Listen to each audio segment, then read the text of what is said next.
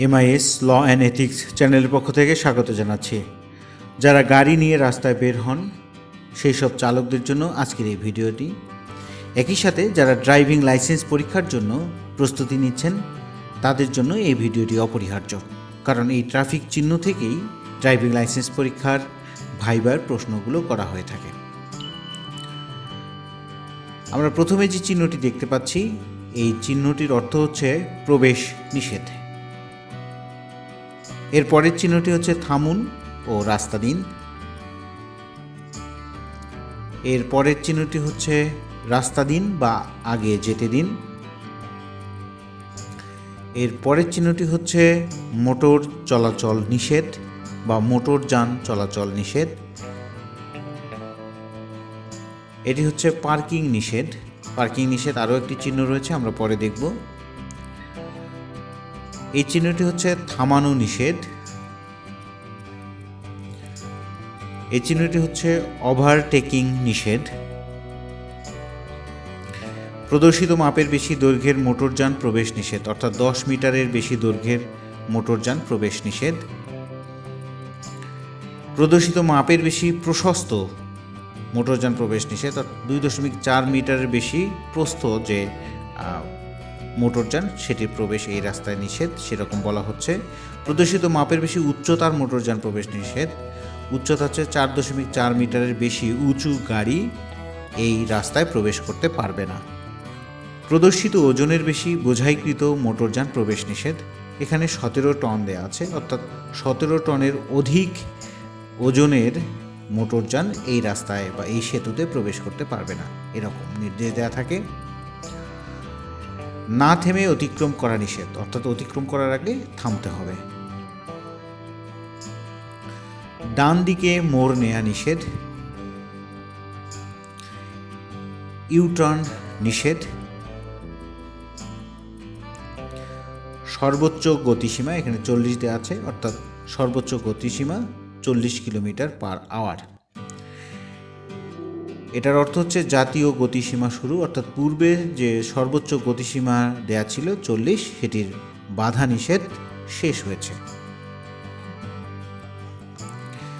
বাম পাশ দিয়ে চলুন, এটি যদি ডান পাশ দিয়ে থাকে তার অর্থ হবে ডান পাশ দিয়ে চলুন। সামনে এগিয়ে বামে মোড় নিন, এটি যদি ডান দিকে তীর চিহ্ন দেওয়া থাকে তাহলে সামনে এগিয়ে ডান দিকে বা ডানে মোড় নিন। ছোট গোল চক্কর বোঝাতে এই চিহ্নটি ব্যবহৃত হয়।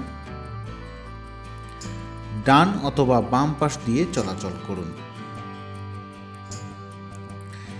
একমুখী চলাচল রাস্তা বোঝাতে এই চিহ্নটি ব্যবহৃত হয়। সামনে আড়াআড়ি ছোট সড়ক রয়েছে, অর্থাৎ বড় সড়কের দুই দিকে ছোট সড়কের সংযোগস্থল রয়েছে। সামনে ডান দিকে পার্শ্ব রাস্তা আছে। সামনে ডানে বামে একাধিক সংযোগ সড়ক রয়েছে, প্রথমে বামে পরে ডানে। সামনে টি জংশন রয়েছে, অর্থাৎ রাস্তা 3 রাস্তার মোড় যেখানে টি এর মতো একটা আকৃতি রয়েছে, এরকম। সামনে বাম দিক থেকে গাড়ি এসে মিশতে পারে। সামনে ডান দিক থেকে গাড়ির সাথে মিশতে হবে। সামনে 2টি বাঁক আছে, প্রথমটি বামে। সামনে উভয় পার্শ্ব হতে রাস্তা সরু হয়েছে। 2টি পৃথক সড়ক সামনে মিলিত হয়ে 2 লেনের একটি সড়কে পরিণত হয়েছে। সামনে ডান দিক হতে রাস্তা সরু হয়েছে। সামনে ট্রাফিক সিগন্যাল আছে। সামনে ঢালু পাহাড় আছে। সামনে উভয় দিকে সোজাসুজি চলাচল। ফুটপাত না থাকায় সামনে পথচারী চলাচল করে। সামনে পথচারী পারাপার। সামনে স্কুল থাকায় শিশু কিশোর চলাচল করে। সামনে গবাদি পশু রাস্তায় চলাচল করতে পারে। যদি হরিণের চিহ্ন থাকে তাহলে হবে সামনে বন্য প্রাণী রাস্তায় চলাচল করতে পারে। গরুর চিহ্ন থাকলে গবাদি পশু, আর হরিণের ছবি থাকলে বন্য প্রাণী। সামনে নদী বা গভীর খাদ থাকতে পারে। সামনে অসমতল ত্রুটিপূর্ণ সড়ক রয়েছে, অর্থাৎ সামনে সড়কের অবস্থা খুব একটা সুবিধাজনক নয়। সামনে পিচ্ছিল সড়ক। সামনে গতিরোধক বা স্পিড ব্রেকার। সামনে পাহাড়ের পার্শ্ব হতে রাস্তায় শিলা বা প্রস্তর খণ্ড পড়তে পারে। সামনে বিভিন্ন রকম বিপদ আশঙ্কা আছে, অর্থাৎ সাবধানতা বোঝাতে এটি ব্যবহৃত হয়। সামনে চেক পয়েন্ট আছে বা চেক পোস্ট আছে। সামনে সরু সেতু আছে। সামনে সড়ক মেরামতের কাজ চলছে। অরক্ষিত পাহারাদার বিহীন রেল ক্রসিং রয়েছে।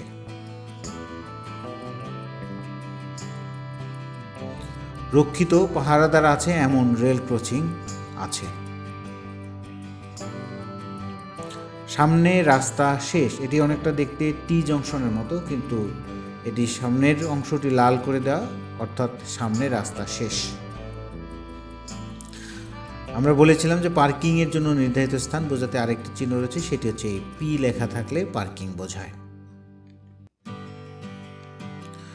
রাত্রি যাপনের ব্যবস্থা আছে। একই রকম চিহ্ন, শুধু একটা অর্ধচন্দ্র থাকলে হাসপাতাল বোঝাবে। সামনে হাসপাতাল আছে। প্রাথমিক চিকিৎসা কেন্দ্র। রেস্তোরাঁ বা রেস্টুরেন্ট। মসজিদ, গির্জা, মন্দির। একই অর্থবোধক ট্রাফিক সাইন ও রোড মার্কিং সমূহ আমরা দেখে নেই। থামুন যে চিহ্নটি রয়েছে, থামুন যদি সাইনবোর্ড দেয়া থাকে তাহলে দেয়া থাকবে লাল, যে আমরা গোলাকৃতির একটি দেখতে পাচ্ছি সেটি, অথবা যদি রাস্তায় আঁকা থাকে তাহলে এই মাঝখানে সাদা, দুদিকে কালো, এভাবে আঁকা থাকবে। রাস্তা দিন এর পরেরটা ত্রিভুজাকৃতির একটা লাল ত্রিভুজ থাকতে পারে, অথবা যদি রাস্তায় আঁকা থাকে তাহলে যেভাবে কালো রাস্তার পিচের মাঝখানে সাদা যেভাবে দাগ কাটা আছে সেভাবে থাকতে পারে। 3 নম্বরটা হচ্ছে ওভারটেকিং নিষেধ। এই ওভারটেকিং নিষেধ লাল একটা বৃত্তের মধ্যে কেটে দেয়া, একটি কালো গাড়ি একটি লাল গাড়ি এভাবে বোঝাতে পারে, অথবা রাস্তার মাঝখানে এভাবে দুটো সমান্তরাল সাদা লাইন যদি টানা থাকে তার অর্থ হবে ওভারটেকিং নিষেধ। পার্কিং নিষেধ বোঝাতে এই 2 ধরনের চিহ্ন ব্যবহৃত হয়, একটি সাইনবোর্ডে একটি রাস্তায় আঁকা থাকে। থামানো নিষেধ, এটিও এই 2 ধরনের চিহ্ন ব্যবহৃত হয়। আমরা আরেকটি দেখে নেই, একই অর্থবোধক ট্রাফিক সাইন বা রোড মার্কিং সমূহ। এখানে যদি ট্রাফিক সাইন থাকে তাহলে 40 লাল বৃত্তের মধ্যে সর্বোচ্চ গতিসীমা, আর যদি রাস্তায় দেয়া থাকে তাহলে রাস্তার মাঝখানে 40 সাদা কালিতে লেখা থাকবে, অর্থাৎ সর্বোচ্চ গতিসীমা 40। এরপরেরটা রাস্তা দিন, এটি যদি ট্রাফিক সাইন হিসেবে থাকে লাল একটা ত্রিভুজ আকৃতি থাকবে নিচ দিকে যেটার মাথা, একইভাবে রোড মার্কিং থাকলে সাদা কালিতে আঁকা থাকবে রাস্তায়। 3 নম্বরটা হচ্ছে পথচারী পারাপার। এটি যদি ট্রাফিক সাইন হিসেবে থাকে একটি মানুষ হেঁটে যাচ্ছে সেরকম চিহ্ন থাকবে, আর রাস্তায় আঁকা থাকলে এরকম থাকবে। বাম অথবা ডান পাশ দিয়ে চলুন এরকম যদি বোঝায় তাহলে এই 2 ধরনের চিহ্ন ব্যবহৃত হয়।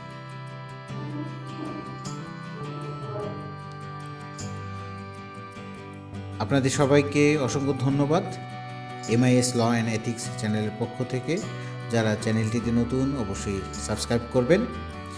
এই ভিডিওটি আপনাদের পথ চলায় ট্রাফিক সাইন যথাযথভাবে মেনে চলতে সহযোগিতা করবে এবং যারা ড্রাইভিং লাইসেন্সের জন্য প্রস্তুতি নিচ্ছেন তাদের ভাই এই চিহ্নগুলো থেকেই প্রশ্ন করা হবে। সেক্ষেত্রেও আপনাদের বিশেষ সুবিধা হবে। সবার জন্য নিরাপদ এবং সুস্থ জীবন কামনা করে শেষ করছি।